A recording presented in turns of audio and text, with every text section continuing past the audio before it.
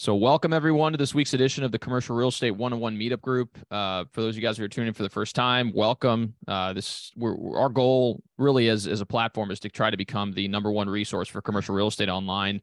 We do this every other week where we host speakers from across the country to talk about a variety of different topics. And we just happen to be very lucky to have, one of the top land brokers in the city in our office, Nick Grisanti. And, I'm still learning a lot about land myself. And, he's the first person I usually call if I have any questions. So Nick, welcome.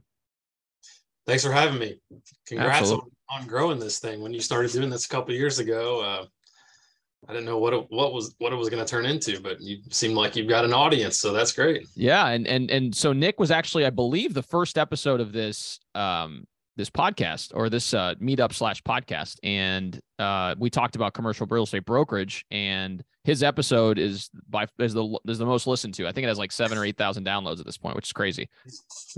But yeah, no, you did provide a lot of great insights during that episode. So I thought, why not? Let's try to get you back on and talk about, something that I think is very prevalent, obviously in commercial real estate, and that's land. So first off, can you give the audience a little bit of an introduction of who you are?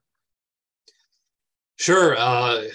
Nick Grisanti, Grisanti Group Commercial Real Estate. My dad, Paul Grisanti, founded this company in 2007, I believe. I've been in the commercial real estate business since 2016, but really started in this kind of field in 2013 doing economic development for the state of Kentucky. So that was a job that transitioned into commercial real estate quite nicely. So really, I feel like I've been doing this similar type stuff just in two different roles for about a decade now. It's funny to think, I guess my anniversary of starting with the state was exactly a decade ago. I think it was March of 2013. And then I jumped over to the private sector in March of 2016. And then I've been doing that ever since.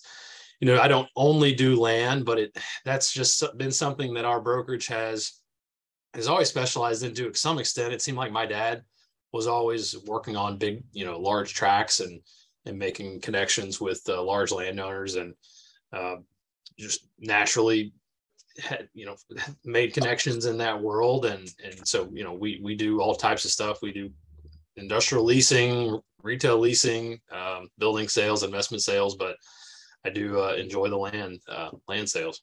Absolutely. Yeah. And yeah, just to clarify, the main reason why, we focus on a particular topic during the discussion, but you're right. Nick's done tons of different, industrial product and retail and all these different types of property types as well.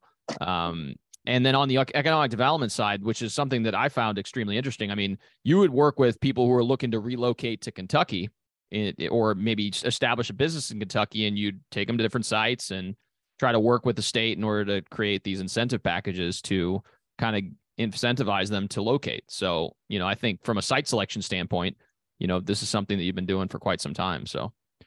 Yeah, no doubt. There's a lot of what I do today that was very similar to what I did when I was working at the state. You're running companies around to different industrial parks, and I work more now with sellers. It's funny when you're working for the state, you're kind of wearing a dual hat as both a seller rep, meaning that you're trying to help the state put their best foot forward, but it's the communities that are the ones that have to get their sites, in position to be shown. And so, but as you're running around the companies, you're almost kind of like you become their buyer rep, while they're in Kentucky, while they may be going to 4 or 5 different states to look at sites. When they cross state lines and say, hey, economic development cabinet, show us your 5 best sites, you kind of end up feeling like you're working a little bit for the company, even though you are working for the state. But that's the fun of that job, is you're just trying to create a win-win scenario of, the state and one particular community and the company all finding the perfect fit. Definitely. No, for sure. So one thing I'm kind of curious about, you mentioned that you work primarily with sellers of these large tracts of land. Obviously you've built a lot of relationships with developers, not just locally, but also, across the country that are looking to build stuff in Kentucky. One thing I'm kind of curious about is, first starting off on the business owner side. So, I'm sure this has happened to you in the past where you may have a business owner that, they've operated in the space for quite some time and maybe they're now looking to expand and they say, well, let's see if we can maybe just build our own building or, do something like that. What are some of the things that they should consider prior to taking on that route, I guess, or taking that route? Yeah, it's going to take longer than they expect. That's the first thing I usually tell people. Land development is never quick, especially if you're starting from a site that's not zoned. If it's zoned and if it's ready to go, there's obviously you can take a site on at a lot of different stages in its process. If it's just a farm that's zoned ag versus a site that's in an industrial park, those are two different scenarios. So you have to analyze, what is their timing and say, and how realistic is 18-month entitlement process with another year or longer to construct if they need to be in a building super quickly. You might try to steer them away from a purchase, a construction project if the timeline doesn't align with the actual, if their business timeline doesn't align with a land purchase, you have to help educate them on what, how long it could actually take to build a building. If they are getting it, if they know that there's going to be a process, I think the important thing, and I probably talked about this a lot I'm kind of recalling what we talked about a little bit in our first conversation a couple of years ago about this, but a team is so critical. You have to have a good land use attorney. You have to have a good, some attorneys do both land use and contracts, and sometimes people split that up and say this attorney is going to do just my land use stuff and this attorney is going to do just my contract work. And some attorneys specialize in one or the other and don't really cross over into the other. So you might end up working with two attorneys on a deal.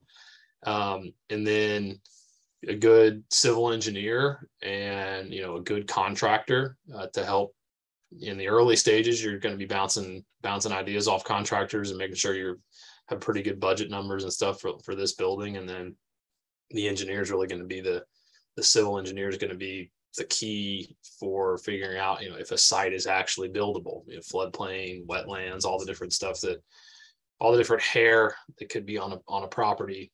Usually it's a good civil engineer that helps tackle a lot of those items. So yeah, building the team is critical. No, for sure. No, I couldn't agree more. And as you had mentioned, a good person, usually as an agent, if you're at an office, for example, and your broker probably has connections to some of these individuals. So leveraging those relationships. And if you don't personally have those relationships, look at asking for referrals, like asking people, hey, do you know a good land use attorney in town?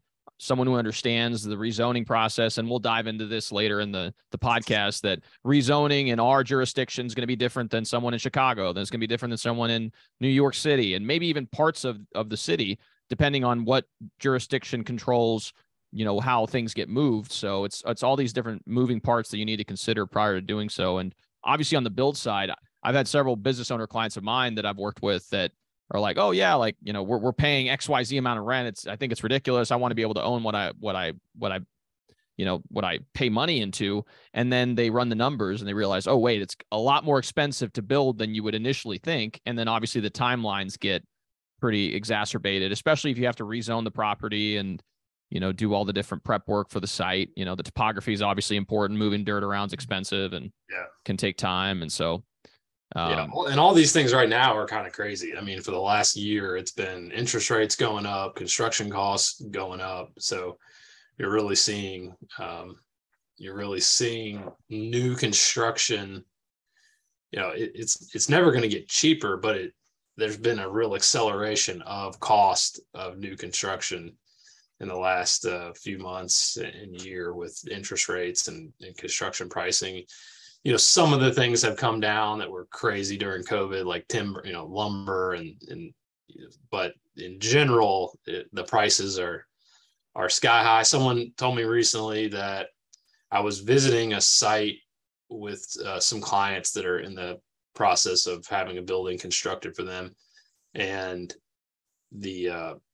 this contractor told me that a cubic yard of concrete And this is just materials, not poured and finished, just the material itself. It used to be $80 a cubic yard. Now it's like 130 or $40 a cubic yard. So you're talking like, a 60 or 70% jump, just over like a 4-year period. So that's just one little example of many, many examples within a building that have made costs get really up there. Absolutely. And imagine what that does if you're building an industrial building, you're pouring the foundation. I mean, that you're building hundreds or even a million square feet these days in some buildings. Yeah. It really goes up. Yeah, of course. So on the development side, which is something that I know you've done quite a bit of, obviously through your experience all across the city and really surrounding counties as well. So, on the development side, I guess is the analysis a little bit different? And then maybe if you can touch on maybe a recent deal you did to how, you were able to kind of understand how to make it work on that front. Yeah. I'm not a developer, and I've learned enough just to be dangerous. I guess where I've kind of found a niche is knowing enough about development to help educate sellers on the pain points and just the things that are going to drive a deal, to help sellers understand, whether a developer is actually, legit in what they're telling them about their site or not. So I think, while I do a lot of different stuff in real estate, if I had one particular niche, it would probably be being pretty good as a go-between, I don't want to say like the uneducated seller, but just the layperson seller that's maybe not in the business day to day, and the end user and the developers. So I've become pretty good at working with those sellers that just have this piece of dirt from, they bought it 10 years ago, or it's been in the family for 100 years, or anywhere in between, and they just know that the progress has come to them. And now, how do I make this this site, how do I get the most out of this site? And an example of kind of what I'm talking about recently is I have a 30-acre parcel, and it's kind of in an industrial corridor where it's pretty quickly developing around it, but it's not zoned. It's zoned ag, but it's close to an interstate. And it has some pretty good industrial potential, but it has a lot of hair on it. It's very much in the floodplain. It is got a blue line stream that runs through it. All these things really add up on cost for a developer. And so we recently put this property under a letter of intent at a price that was pretty far off from the original listing price that I had it at. We've brought that listing price down once with an adjustment, and then even the contract price, ended up going a decent amount lower. And it was just a slow process of educating a seller as to why the dynamics of both the macro market were pushing against them and the specific issues that they had, which were pushing against them. So it's always going to be both of those things factoring into a deal, interest rates, construction costs, just general big stuff that the developer can't really control. And then also the actual specific factors that are affecting that property. In this case, they were kind of fighting against two headwinds, that you got this challenges with the site and challenges with the macro environment. And, in this case, the sellers, they want to sell this site. They just don't really want to sit there and, it's right next door to 1.5 million square feet of other, another industrial development that went up about a year ago. And these folks, they're just ready to kind of move on. We're in the very early stages. It's just under letter of intent. So we're still haven't even been presented a purchase contract on that one. But that's an interesting example of a deal where it was just a slow education process to help these sellers kind of get to that point of understanding that you can sit and wait on that property for 10 years, 20 years for things to change. But they wanted to sell, and, we had to kind of let them know this was going to be the price that they were going to have to take. Otherwise, there wasn't a lot of other appetite in the market. Yeah, for sure. And I think, like you said, it's the education piece that comes into play. And obviously thinking like a developer. You had mentioned some of the things that developers look for as they're analyzing these sites for development. I mean, obviously developers have to make a profit, so they have to be able to justify whatever the land acquisition cost is going to be. And then as you factor in construction costs, and as you factor in, all these other debt cost over the course of, holding the building without actually having rent coming in. And then ultimately what they can get in rents once the project is complete. And it's kind of just like a back of the napkin type analysis, trying to get a figure and say, okay, what can I pay per acre for this site if in fact we wanted to move forward with it? So. Yeah. One of the hardest things with doing land sales is helping sellers understand that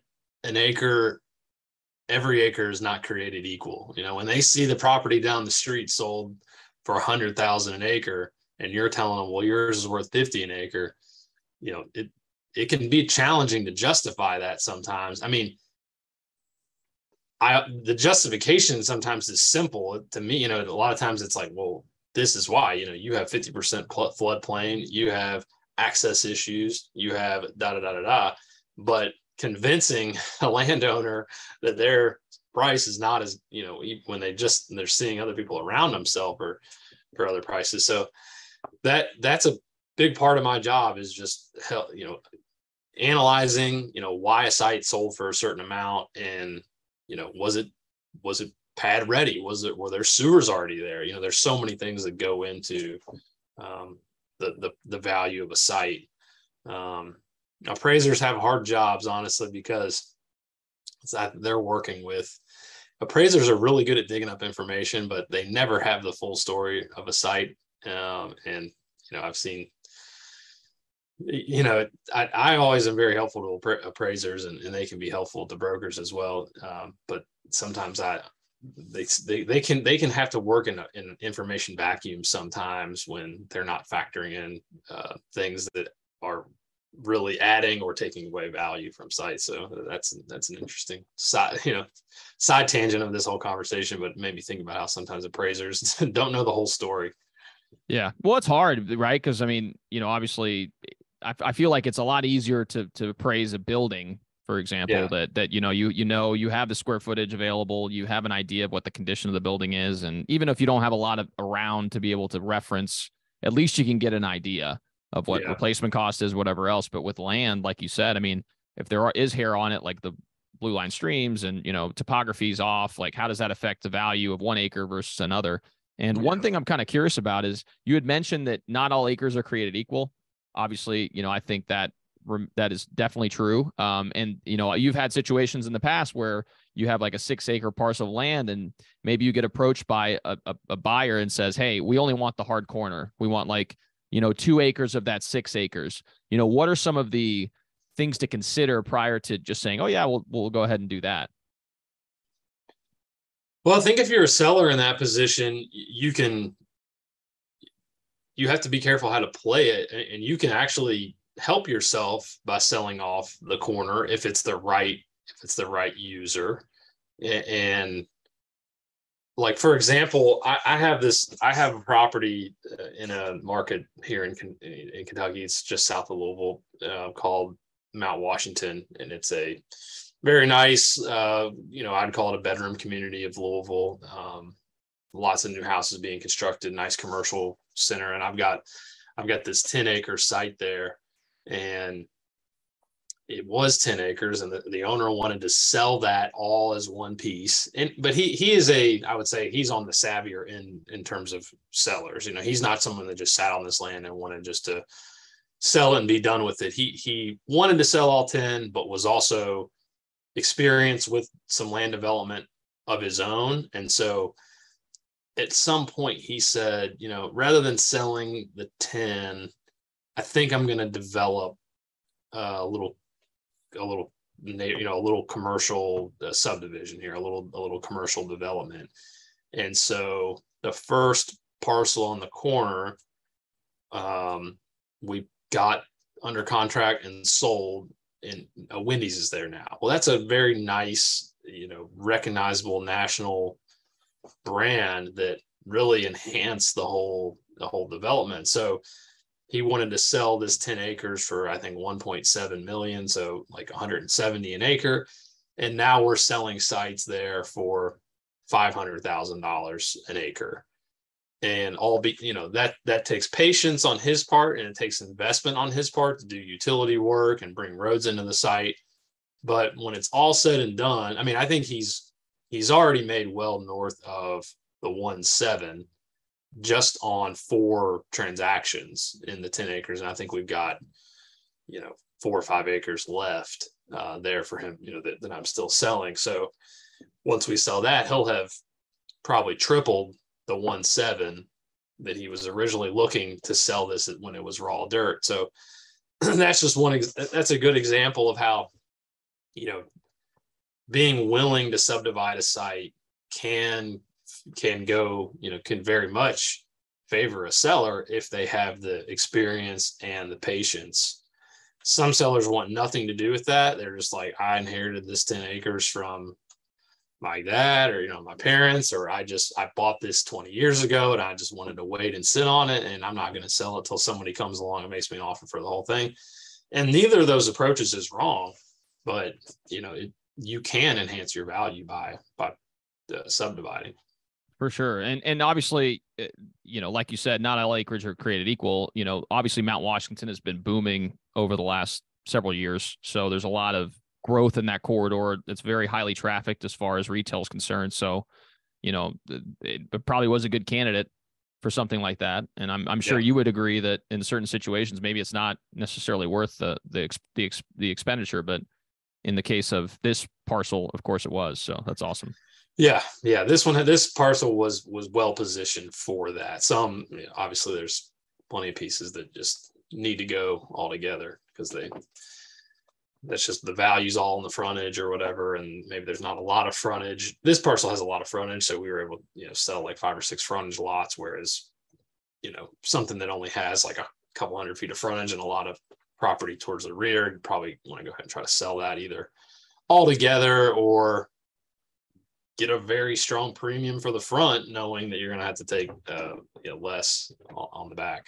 For sure. No, that's a great point. So one of the big parts of development is obviously, you can buy land that's already zoned. That's obviously a very, a great thing to do if you can do it. But there's a lot of sites, in particular those that are in the path of progress, that aren't zoned properly for their quote unquote new highest and best use. Because 20, 30 years ago, maybe that was, like your example of agricultural land, for example.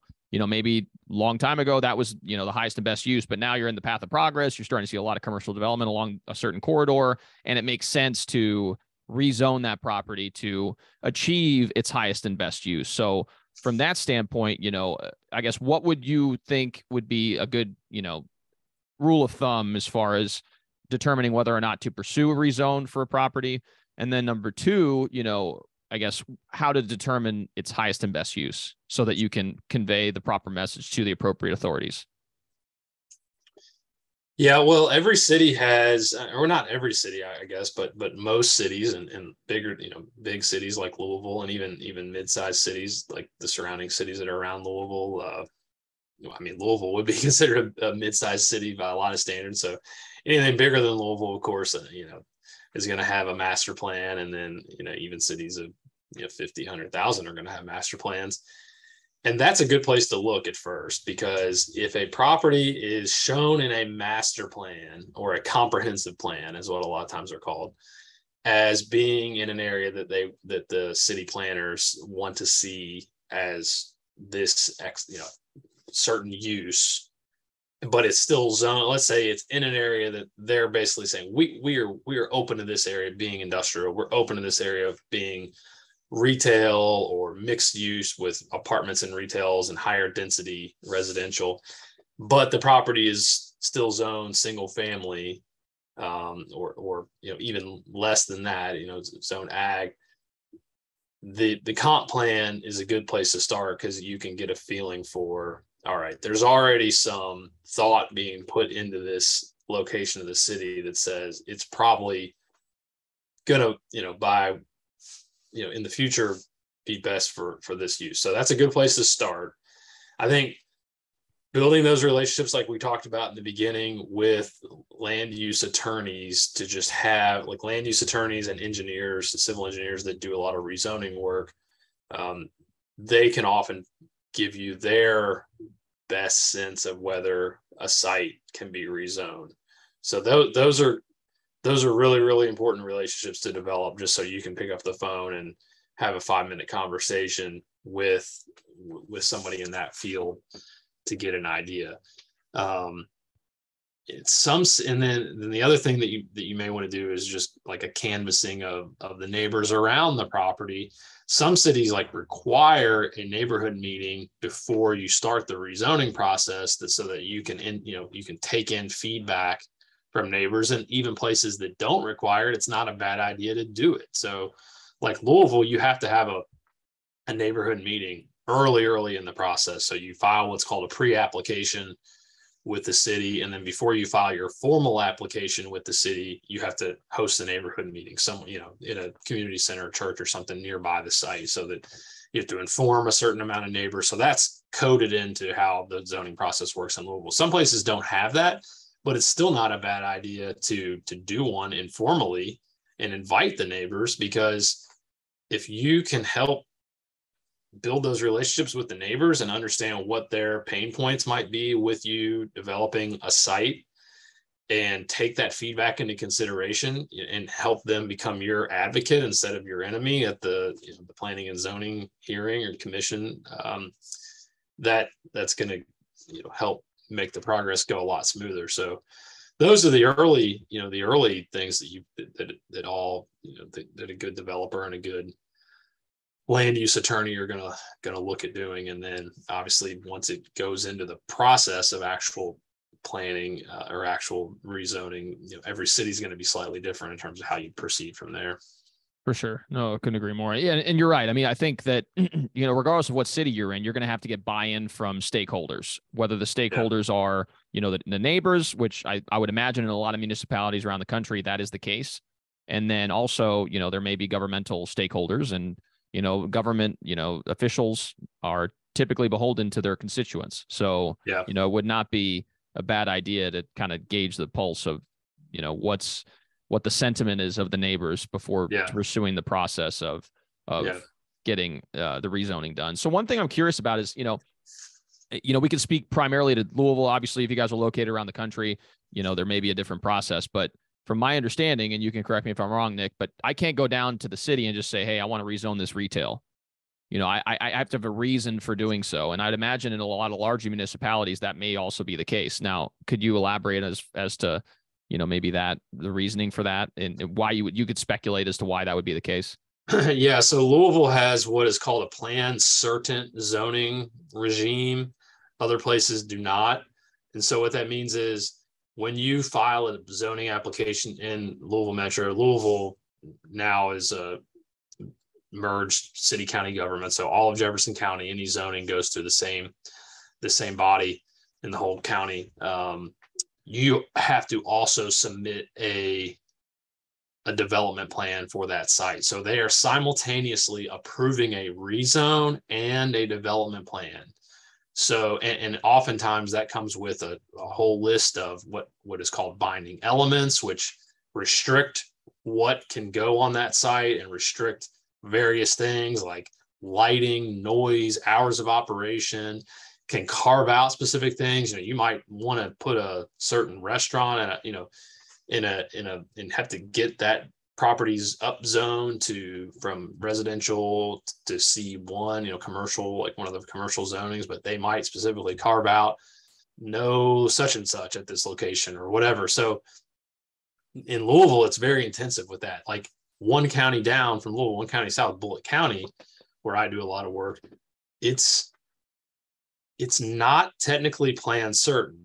Now, some cities within Bullitt County effectively make it to be plan certain, because the city, you can go and get the Planning and Zoning Commission to approve your zone change, but the city, if they don't approve your development plan, then you can't develop. Like take that same place I mentioned earlier, Mount Washington.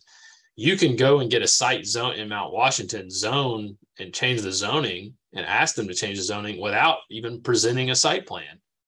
That's not always what's, most experienced developers do that, but I've been in those zoning meetings in Bullitt County where I'm there with a retail developer who's presenting a plan for something very specific that they want to build, like a tractor supply or something. And then the next guy on the docket's just trying to get his house rezoned from like ag to industrial so that he can, work on cars or something there. And they'll, in some cases, they'll do that. They'll rezone it. But that usually works in in an unincorporated part of the county where they're just saying, okay, well, you need this particular use and you're really not even going to change. You're really not even going to develop anything there. You just want to do a new use at this site. So there are some cases where you can actually just ask for a rezone with no development plan. It's just like, well, I want to do something different at this property than I've always done. It's always been zoned residential, and now I want to weld fences, so I need to get a rezone. And they'll do that in some places. In Louisville, definitely not the case. And even in the incorporated cities of Bullitt County, which it's not a merged county government. There's two big cities in the county, Shepherdsville and Mount Washington.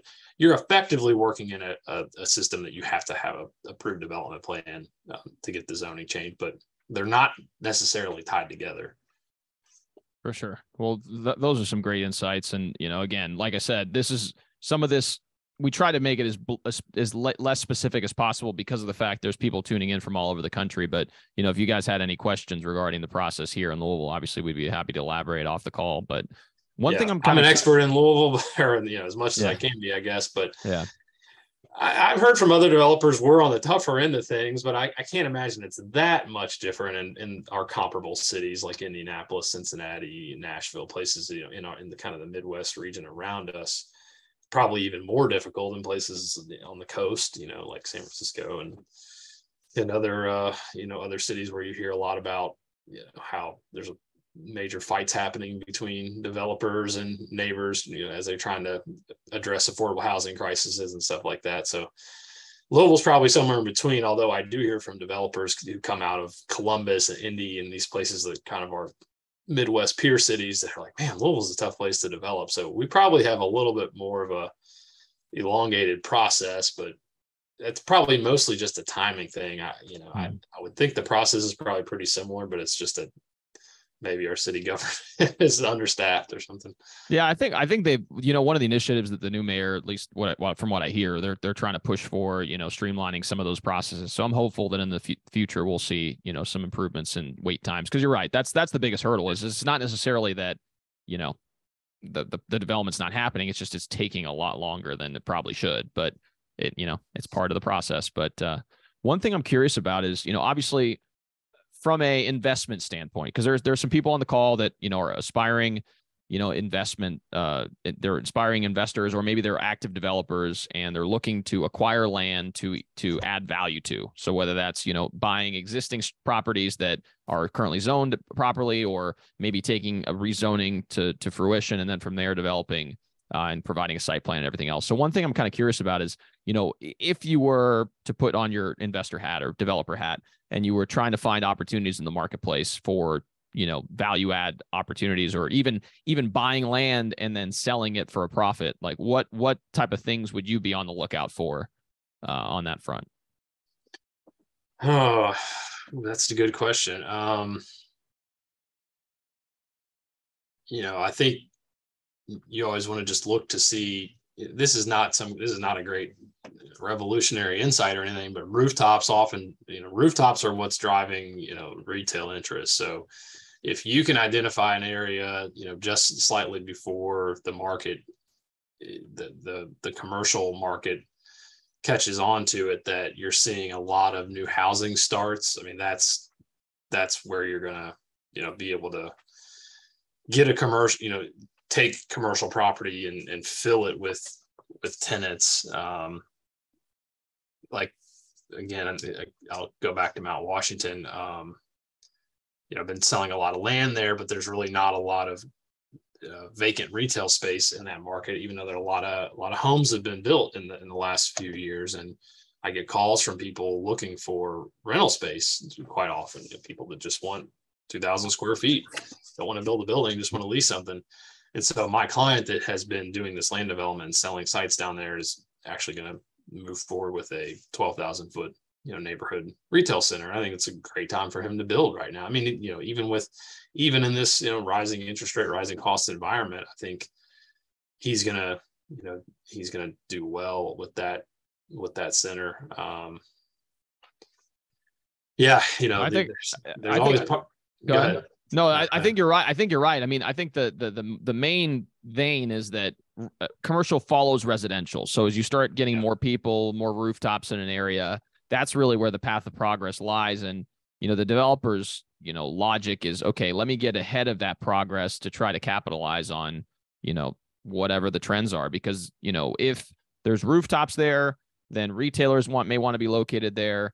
On the industrial side of things, you could probably speak more to that, but it seems like if you're well located as far as, access to major roadways and, rail, potentially rivers or other arteries, then you may be in a better situation. And obviously reviewing the plans for the city. I mean, I'm sure that sometimes the city will tell you, hey, we're looking to potentially have more, XYZ in this area. And that could be a good reference point to review. Yeah. If you look at a comprehensive plan and see that a city's open to having new development come to that area, then that you might be in for a better situation from a zoning standpoint. I'm looking at this question here on the side. Oh, sure. Commercial follows housing. Sure. Housing follows jobs, employment. Yeah. We can we'll address those questions here shortly. I was going to open it up to Q&A here shortly. So we'll go ahead and address those here shortly. So if you guys have questions, feel free to type away in the chat box and we'll get to them, as soon as we finish here.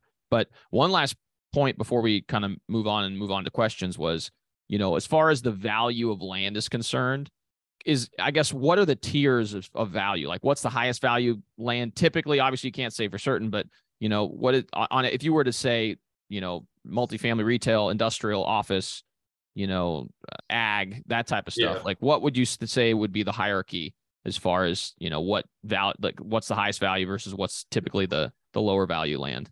Yeah. Generally speaking, retail far and away first. A retailer can pay way more per 1 acre on a really high traffic stretch than anybody else is going to pay for that, But of course, the principal regression, they're usually looking for smaller sites. So the 1 acre retail site on a major thoroughfare is going to be always the most expensive site on a per square foot or per acre basis. Office is kind of hard to pinpoint these days because not many people are developing new office. I would say in the Louisville market, and I don't know if this is similar in other markets, but I'm seeing the industrial and the multifamily developers like almost probably multifamily can pay a little more than industrial still, but they're almost aligning in what they're willing to pay for sites. In the Louisville market, that can be 200,000 per acre and up, like in the central infill market. And then in the outer line, counties around the city, that'll range anywhere from 30,000 an acre to 100,000 an acre, just depending on how good the site is, how developable the site is. And I recently saw an industrial sale of a big industrial sale in this market, for Louisville. It just raw land for like a trucking terminal, I believe, sold for 140 something acres for 14 million. So, 100 an acre, I think, was the final sale price of that. And that's kind of in the same ballpark as what a multifamily developer could pay. But of course, multifamily developers don't need, we're talking about different scales of land, so a multifamily developer typically only needs 10 to 20 acres, whereas some of these industrial developers are looking to take down 50 to 150. Yeah, for sure. And then another phenomenon, which I know we talked about in the office the other day, was the build to rent boom that's occurring. Yeah. And those developers are coming in paying pretty strong pricing too. I mean, maybe not as much as multifamily developers, but they're still pretty competitive. Yeah, they can pay pretty close to what a multifamily developer can pay. And multifamily developers are not concerned with price per acre. They're concerned with price per door. And they got to factor in everything that goes into that price per door. Land cost, tap fees for sewer and water, that can vary by municipality. And just their price per unit is driving everything. And it's the same for single family housing. I've sold several big properties to single family housing developers, and it's all about yield. All about yield, number of units they can get on it. It doesn't matter if it's a 30-acre site or a 50-acre site. If it's a 50-acre site with a lot of preservation requirements and a lot of land has to be set aside, they can only pay the same amount that and they can pay what they can pay. They're going to put it in their calculator for if it yields them 100 units on 100 houses on 30 acres, 100 houses on 50 acres, they're going to be able to pay the exact roughly the same amount, with some variation depending on location in town and what type of product they can build there. Of course, they can pay more for the same number of units if they're selling those units in a part of the city in which they feel like they can justify a more upscale product and sell it at a higher price. So that's the other factor that goes into that is what they're selling the units for. But I would say they're generally on the low end of the scale in terms of what they can pay per acre. They're going to go somewhere and put a housing development. They're not looking for frontage land. The home builders are just looking for good, large 10+ acre tracts that they can fit as many homes on as they can for the most part. Definitely.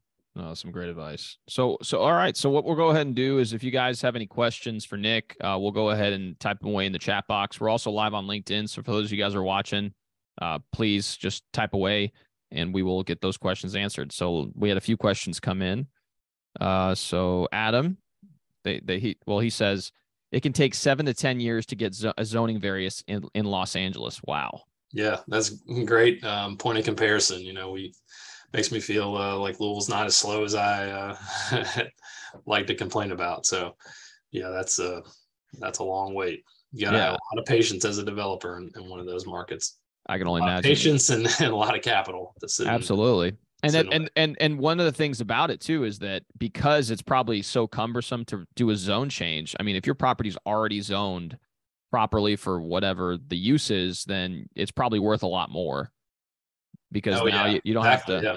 So that's another function of like, if it's easy to rezone and it's easy to kind of just, put up a building, then, existing product is going to be, it's not necessarily going to be sold at a premium. Whereas if you're the only show in town and it's really hard to get something built, then, you have a much more, No doubt that barrier to entry is huge. It drives the prices up significantly. Yeah, for sure. So Jesse, he states, if commercial follows housing follows jobs, employment. That's a great question. So, I guess what he's asking is, what does housing, like, what is an indicator of housing development in an area? Mm-hmm. Yeah, I think you're spot on. It does. It follows jobs and employment. I mean, I recently became a CCIM, which is this designation that commercial brokers get. I think Raphael's working on his as a certified commercial investment member, and it's an organization. It's a good organization that a lot of commercial brokers become members of, and you go through this process of taking classes and taking a test to get the designation. But one of the things that I remember studying during one of the classes is about base employment, and base employment means a job that is basically creating other jobs because it's there. It's a job that is what the product that job is making is being sold not just in that community, but around it. It's a job that's essentially the product is getting exported and the money is coming in from other places. So in Louisville, our base employment drivers are UPS Worldport, they're shipping product all over, they're shipping things all over the world for customers. And so everybody that works at UPS is a base employee. Ford Motor Company, we have 2 big plants here in Louisville. All those employees are base employees. So and what happens with a base employee is there's a multiplier effect. So a base employee for a car factory, where they're selling cars all around the world, one base employee, there's calculators that, that Bureau of Labor Statistics and these federal agencies quantify how many, basically ancillary jobs get created from a single base job. And, in New York, it's the financial industry. In Kentucky, it's a lot of auto jobs, and other places, I'd say in Texas, it's oil. So these are the jobs that are in Florida and Orlando, it's tourism. These are jobs that are creating, exporting dollars and creating ancillary jobs like insurance sales, roofers, plumbers, IT professionals that are servicing these industries. So that's the multiplier effect. And that definitely is where, housing typically follows base jobs. That's just kind of a simple rule of thumb. If a city's creating a lot of basic jobs, then housing follows. I mean, Nashville's a great example. I mean, Nashville's become this huge hub of, it's a country music hub, but it's also a Southern financial hub now. And it's a tourism hub, and it's tons of money is coming into Nashville from outside of Nashville because of how it's growing. So what's happening there? Tons of new apartments and tons of new houses and tons of new condo buildings are getting built. So that's the general driver. So, base jobs lead to more people, lead to more housing, lead to more, that then creates retail. That's when retailers follow. So they're usually kind of last in the cycle as they see the rooftops come, and then then you get a new shopping center. Yeah, absolutely. Yeah. So, as far as, ways to kind of indicate where to locate, obviously job reports, you look at your local business first or some other publications. And if there's a big announcement that says, hey, this particular, let's say we recently had a Ford announced they were building this massive battery plant, just 30 or 40 minutes south of us in Glendale, Kentucky. And that's going to bring, over the course of a 5-year period, 5,000 jobs to the area. So you can imagine that surrounding that facility, you're going to need, a bunch of services. You're going to need, people who, different types of things. You're going to need retail. You're going to need, a bunch of restaurants. You're going to need housing. So there's ways you can calculate to say, okay, if they're bringing this many jobs to the area, what type of, influx of population is going to come in? And that's where the EBM comes into play. And then you go revert back and say, okay, well, based on this amount of people that are moving to the area, how many people are within a household? And you multiply that by, the total number of jobs created. And then you can determine, okay, if there's going to be 50,000 people, as an example, I'm just throwing out a number, then, what's the current inventory? So if there's only 35,000 houses in the area, it's like, well, there's a shortfall of 15,000. So if I can bring my product to market within a year or two, then I'm probably going to be in good shape as far as a developer is concerned. So it's these plants that are kind of just getting dropped out of the sky. Chris just mentioned another battery plant. Mm-hmm. They're putting these big gigafactories all over the place as the federal government's incentivized, building bringing onshoring the battery supply chain to the U.S. So Kentucky's been a beneficiary of that. Texas, Nevada, California, Indiana, Tennessee, Georgia, South Carolina. I mean, there tons of these companies are announcing gigafactories with incredible, they're talking about incredible numbers. Whether they all happen, whether there's enough lithium to supply all these places, enough nickel or iron or whatever it is that they're building their batteries out of, to be determined. But right now, it's kind of a free for all as different investment groups are, starting up. In many cases, sometimes it's traditional players like Ford, and now Tesla is almost a traditional player in this industry too, compared to the brand new scene that's emerged in the last year or two. And it will be interesting to see these places that are announcing these $2 billion investments, just dropping these gigafactories all over. Will they actually meet these jobs? Will they actually build? Will they actually, go to that scale that they're talking about, and will they actually create the jobs they're talking about? And if they do, I mean, you should be able to see in real time this base job effect take place, and watch communities around these gigafactories grow with that same pattern: industrial based job, followed by housing, followed by retail. So it'll be interesting to see that play out, and all kinds. It's happening all over the place across the U.S. as the federal government's tried to incentivize this stuff through DOE loans, and infrastructure or Inflation Reduction Act has some big tax breaks for these things in it. So yeah, and then the geopolitical implications of obviously disease, COVID shut down supply lines across the world. You have the geopolitical impact of, war potentially. So a lot of these companies are starting to reconsider how they're approaching their supply chain, and, reshoring is occurring at a much more rapid rate. So you're probably going to see a lot more companies determine, okay, well, maybe it's better for me to, instead of expanding or creating a new facility in Vietnam or some of these other countries, maybe now we can reconsider it and we decide to do it in, our backyard. Yeah. For a variety of benefits. So one thing I'm kind of curious about, actually, we're going to go next up. So Chris, they ask, what are the benefits of being a part of CCIM? Yeah, so I mentioned CCIM. Raphael, as he's getting ready to sit for his final exam here soon, so he'll be becoming a CCIM as well.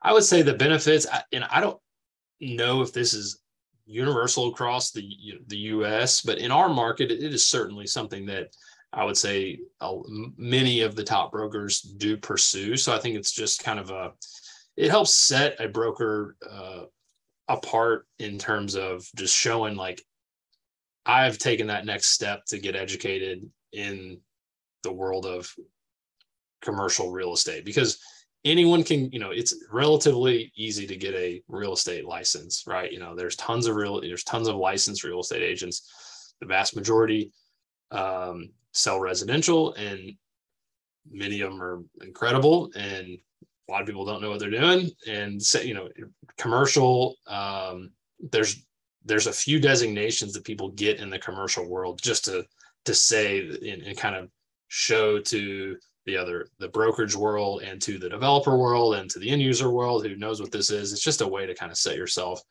apart. The education is, one, I mean, it's actually just useful education, so you can apply it in your day-to-day, business practice. And then the designation itself has some benefits of just kind of helping if someone's, browsing through your website or looking through a list of brokers in the market and they see you're a CCIM, they might be just slightly more willing to pick up the phone and give you a call to help them with a project. And, everybody's looking for any kind of edge in this business. Yeah, for sure. And all the discussion we just had about economic based multiplier and, the impact of development and absorption in an area, that's all the stuff we learned through CCIM. That's basically like CCIM, like 102 or 103 or 102 classes. Yeah. Yeah. 102. It's the market analysis. And then there's investment analysis and decision user analysis and all that stuff. So it's definitely practical insight information. And it's a pain to get. I mean, it's definitely not something you can just get overnight. You have to take courses. You have to have certain production you have to hit, and it's an investment. So I think if anything, it just shows commitment to what you're doing. Right. So Andrea, I hope I said that right. She asks, can you briefly go through how corporations decide when and where they will build? What job titles, what are the job titles of those decision makers? Good question. Yeah. Job title is going to be, of course, the C-suite is going to be important in that. Like for,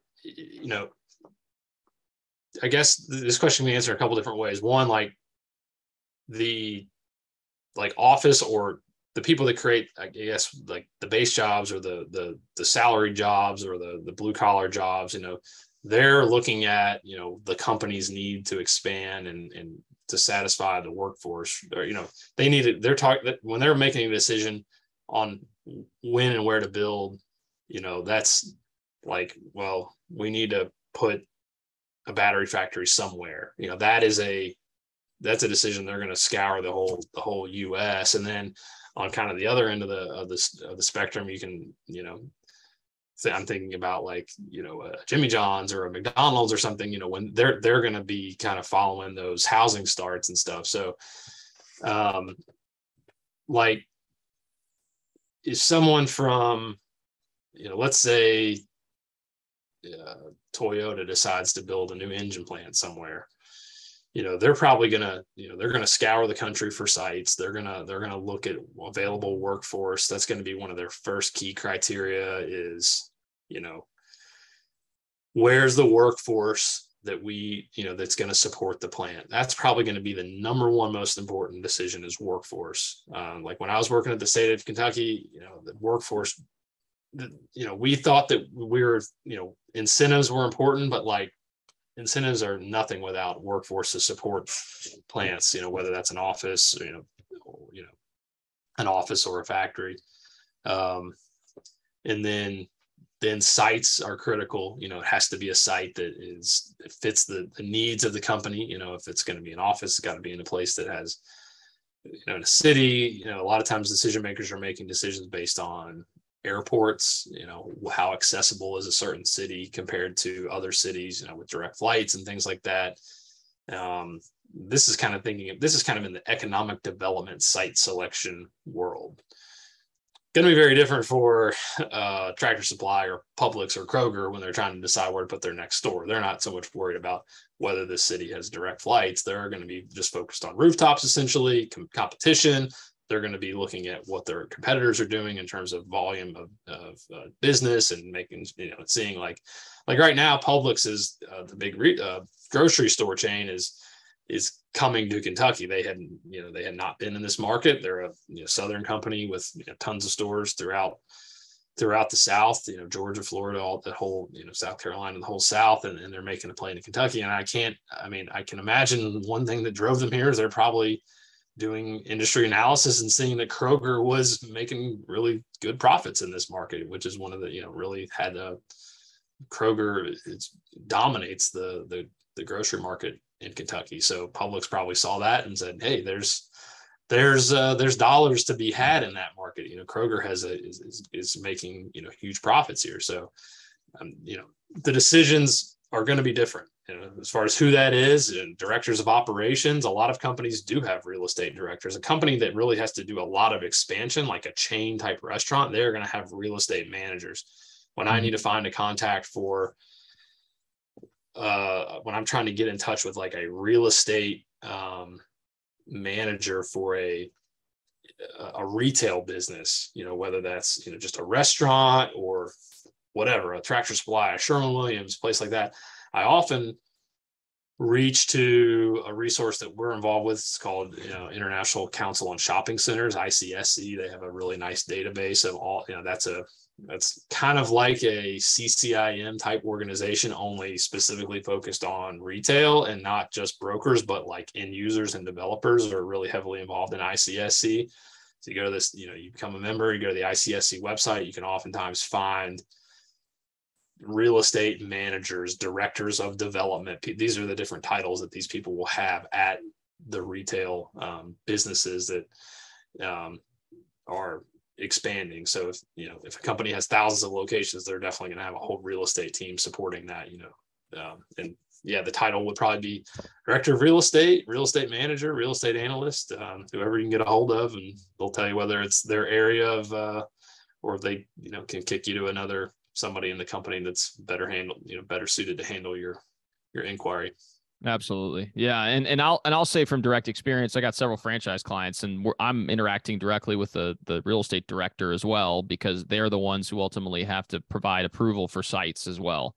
They'll have a say sometimes into saying, okay, well, we don't like this site because of XYZ. This doesn't fit within our criteria. So you guys need to move on to another site. And, obviously it's a back and forth with the franchisee and the real estate department to make sure that we come to an agreement on what a appropriate site is, and then we can move forward and kind of make it happen. So you've got some clients in that world that you're dealing with, gas station developers and retail developers and retail end users, and so you're connected with some of those decision makers, those Yeah. directors of real estate, those directors of development. That's generally what those people, generally the title of those types of folks within a big corporation. Yeah, for sure. Well, cool. Well, we're running right on time. ICSC, Chris, it's ICSC. It's International Council of Shopping Centers. So we're running a little low on time. I just want to make sure we wrap it up within the hour. But Nick, greatly appreciate your time. Obviously, you're a wealth of knowledge, and I'm sure there's going to be a lot of people who are interested in reaching out and kind of getting a feel for Louisville as a market and potentially even acquiring property in the market or selling property in the market. What's the best way for them to do that? Yeah, go to our website. That's the best place. Just the simplest, grisantigroup.com, and you'll find my email, phone number. You'll find Raphael's email and phone number on there. So that's probably the quickest and easiest way to get us, just grisantigroup.com. For sure. Yeah. And I'll include that in the show notes as well. So if you guys are watching this on YouTube, it'll be in the description. And as well, if you guys are listening to this in a podcast format, check out the description and we'll be able to get you in touch with whoever you need to. So, all right. Well, thanks again so much for stopping by, guys. Like I said at the beginning, we do this every other week. We have people who come in and talk about a variety of different commercial real estate topics. So we would encourage you guys to keep coming back and engaging with the group. And we look forward to seeing you guys next time. Thanks, Raphael. Have a good one. Yeah, good seeing you guys. Ciao.